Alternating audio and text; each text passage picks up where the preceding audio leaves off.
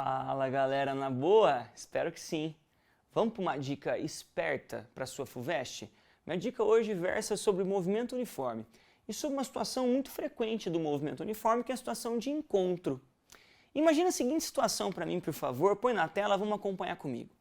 Em um trecho retilíneo de uma rodovia, um carro se desloca a 100 km por hora e um caminhão a 60 km por hora, ambos em movimento uniforme, mas em sentidos opostos. Em determinado instante, o carro encontra-se a 80 km do caminhão e indo ao seu encontro. Quanto tempo irá demorar para o carro encontrar o caminhão? Então veja, situação típica de encontro. Eu tenho dois elementos, o carro a 100 km por hora, o caminhão a 60, em sentidos opostos. Um está a 80 km do outro. Quanto tempo demora para eles se encontrarem? Perfeito? Claro, em faixas separadas, né, para não ter acidente, por favor. Veja, então como a gente faz isso? Tem duas maneiras meio clássicas, né, que é função horária, ou, que eu quero te apresentar, aquela brincadeira de velocidade relativa, que é um pouco mais rápido, lembra? Então eu tenho o carro e tenho o caminhão. Os dois distam entre si 80 km. Primeira coisa, vamos calcular a velocidade relativa. Você lembra como calcula a velocidade relativa? Os dois estão em sentidos opostos. Então o que você faz? Você soma. Então a velocidade relativa vai ser a soma do módulo das velocidades. 100 mais 60, 160 km por hora.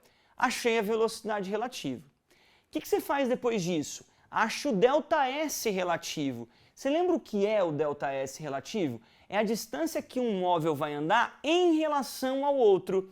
Então, sempre imagina, a dica é, imagina o corpo parado. Então, imagina o caminhão parado. O que ele vai ver? Ele vai ver o carro que estava a 80 km dele, depois está junto com ele.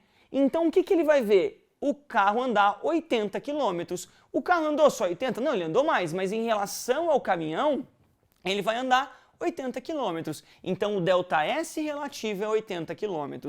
Ora, uma vez que você sabe a velocidade relativa e o ΔS relativo, acabou. Você vai aplicar um finalmente ΔS por ΔT, então um finalizante ΔS por ΔT, só que relativo.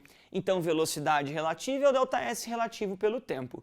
Portanto, a gente sabe a velocidade relativa 160, o ΔS relativo 80, eu quero achar o tempo vai ser 80 sobre 160, meia hora, então vai demorar meia hora para eles se encontrarem. Então veja, é um jeito mais rápido do que por função horária, vale a pena se lembrar, velocidade relativa. Bom vestibular para você, um beijo no seu coração, até a próxima.